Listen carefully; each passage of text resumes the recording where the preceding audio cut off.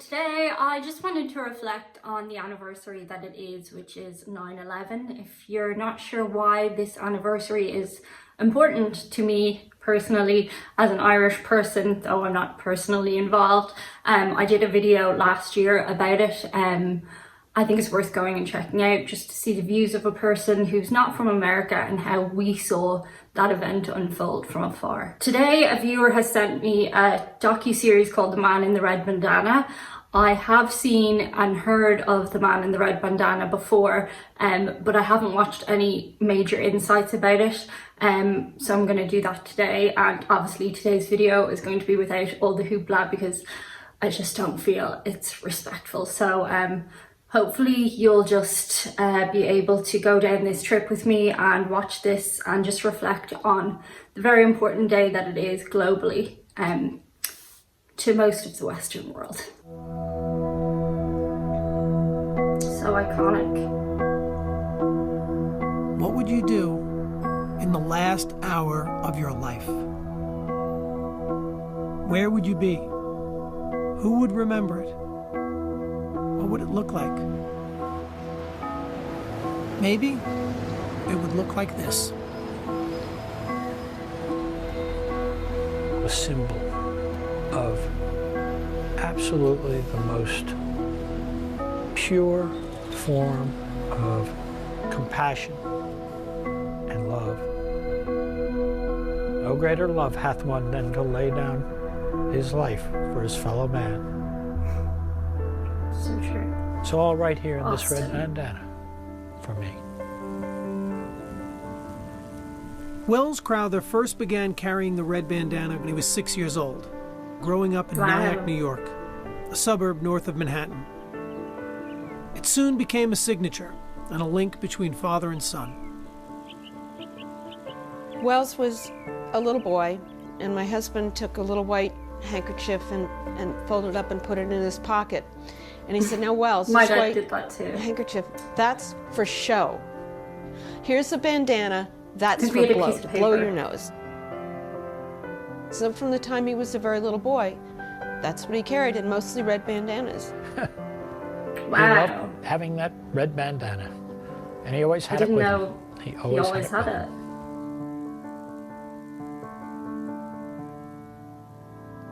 By the time Wells was in high school, he spent most of his time in two places: on the field or at the firehouse. As soon as he turned 16, he signed up as a junior firefighter. He had a great affinity for it. He loved helping people. I just remember a kid that was a smart kid. You knew he I love was the accent. concentrating on what he had to do, and you could tell he kind of had the right stuff, you know. In sports, Wells was a leader, a captain on the ice, a top scorer on the field, always wearing number 19. He was a real team player. It was his quote in his high school yearbook, "There is no I in team." Wow. He continued to play at Boston College, a Division I lacrosse player, the bandana always there beneath his helmet. I had no idea it was like a He constant wasn't thing. as he tall had. and wasn't as large as a lot of the players, certainly when he's going against a lot of large defensemen at a Division I level. So you're talking about someone that kind of went in there and really had to scrap and fight for everything. You know, Wells was just there for everybody and anybody. Wells was the first guy to pat you on the back if you didn't have a good game, and always a smile. After graduating in 1999, Wells moved to New York City. He took a job as an equities trader for the firm Sandler O'Neill. His office was on the 104th floor in the South Tower of the World Trade Center. He always wanted to be in business, and he wanted to be down on Wall Street. So he was living his dream. But also there was a It's piece like- missing. Wells called me one day and said, Such an Dad, I think I amazing want to thing, change Wall my Street. career." I said, The "Excuse World me?" Trade Centers. He said, "I think I want to be a New York City firefighter." Aspirational. He also said, "Dad, if I sit in front of this computer for the rest of my life, I'll go crazy." This is live coverage from ABC News. An airplane has crashed. I didn't At know 8:46 a.m. on any of September this about 11th, Wells. American Airlines Flight 11 flew into the North Tower of the World Trade Center. Wells, already at his desk in the South Tower, called and left a message for his mother. Mom, this is Wells. I want you to know that I'm okay. In the 78th floor sky lobby of the South Tower, approximately 200 people were waiting to evacuate by the elevators. We were just chatting, and next thing you know, it just exploded.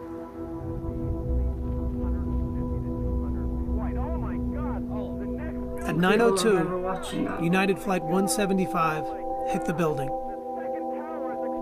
Its wings cutting a diagonal path between the 78th and 84th floors. And I went from one end to another. I just flew. And when I got up, I realized that I can't see because my glasses were filled with blood, and I wiped it off. When I wiped it, I looked around. I said, oh my God, there's a lot of people completely dead. Severely burned and stranded amongst the dying, Young and others, still alive, saw no way out. We looked around the floor. I said, well, we really can't move because we don't know what happened. We're afraid that we're going to take a step, the whole thing's going to sink in. Then all of a sudden, we saw a young man come out of nowhere.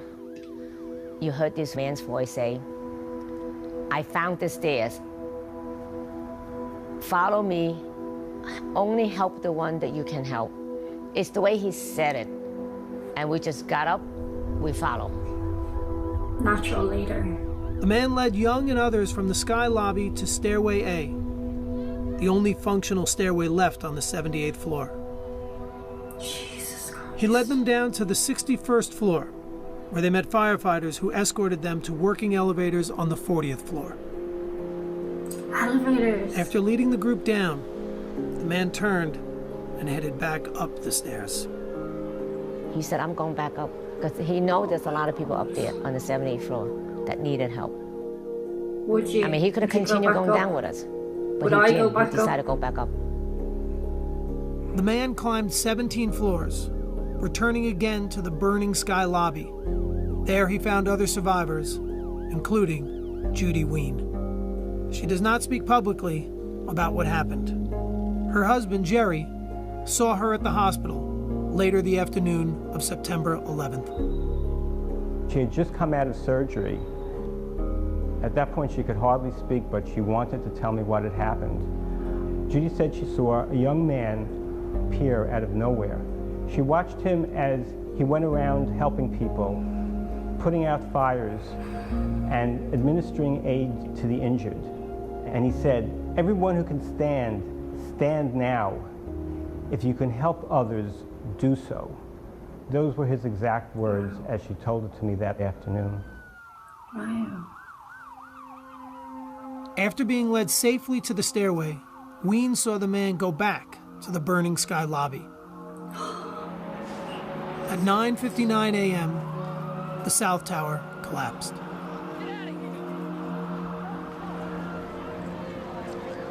I saw it. I was standing right here in this room, watching, and I saw the tower collapse. I thought to myself, if Wells is lost, I literally dropped down on my knees here. And I said, and I prayed. I said, dear God, take me now. Leave him here. Take me now. When I heard the news that the tower had come down, I knew in my heart of hearts that Wells was gone. I can't explain why, other than it was just a mother's heart knowing. Oh, Sorry.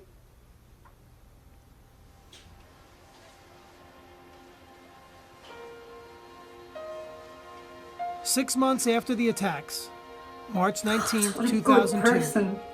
Wells's body was found in what was the lobby of the South Tower, next to uniformed firefighters.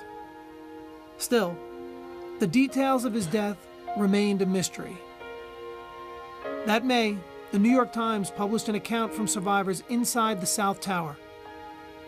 One detail struck Wells's family immediately. And that was Judy Ween saying This is this what I heard. mysterious man wearing a red kerchief was calling out, basically setting up a triage. The minute I saw the reference to the red kerchief, I went, oh my God, Wells, I found you.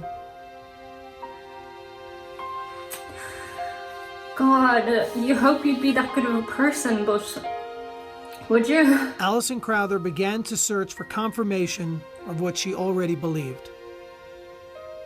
She sent this photo of her son to Ween and another survivor mentioned in the article, Ling Young. I looked at it very carefully. I said, yes, that was him. There was no question in my mind. And so, that was a beautiful thing for all of us, that I finally found him. I finally found him, and for them too, that they would know who this man was.